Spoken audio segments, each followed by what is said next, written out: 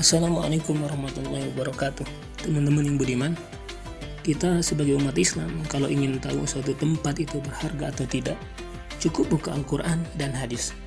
Kalau ada di salah satunya, maka tempat tersebut berharga, apalagi kalau ada di keduanya.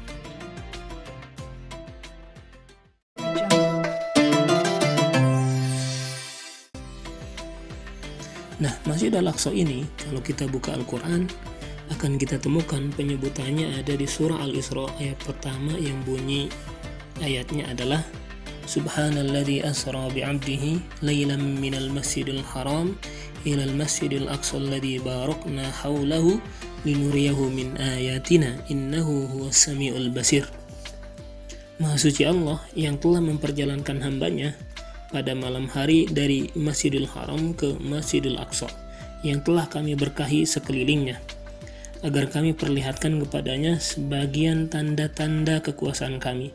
Sesungguhnya dia maha mendengar lagi maha melihat. Ayat ini menjelaskan bahwa tempat-tempat di sekeliling Masjid Al-Aqsa itu diberkahi. Nah, jika di sekeliling Masjid Al-Aqsa saja diberkahi, maka Masjid Al-Aqsa adalah pusat keberkahan itu. Lalu kalau kita buka hadis-hadis, kita juga akan menemukan bahwa Masjid Al-Aqsa adalah yang pertama.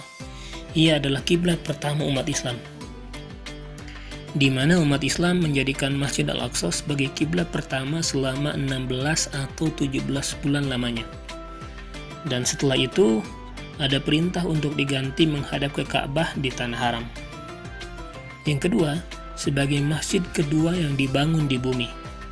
Itu ada di dalam sebuah hadis yang diriwayatkan dari Abu Dzar Al-Ghifari, di mana ia berkata, "Aku bertanya kepada Rasulullah, wahai Rasulullah, masjid apakah yang pertama kali dibangun di muka bumi?"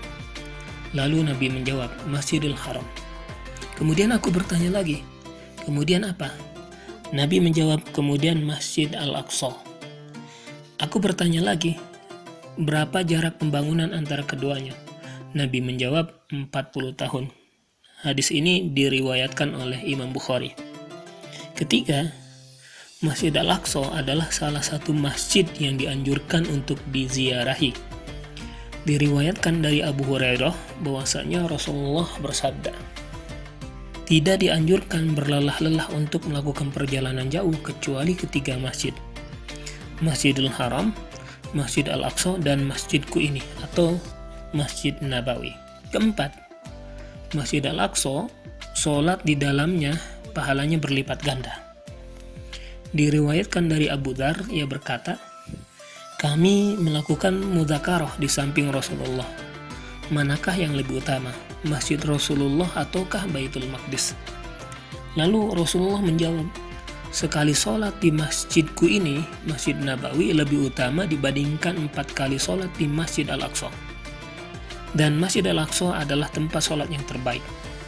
Dan akan datang masa di mana seseorang memiliki tanah di Baitul Maqdis seluas tali tambatan kuda, di mana ia dari sana bisa melihat Baitul Maqdis, itu lebih baik dari seluruh dunia, atau di riwayat lain, lebih baik dibandingkan dunia dan seisinya.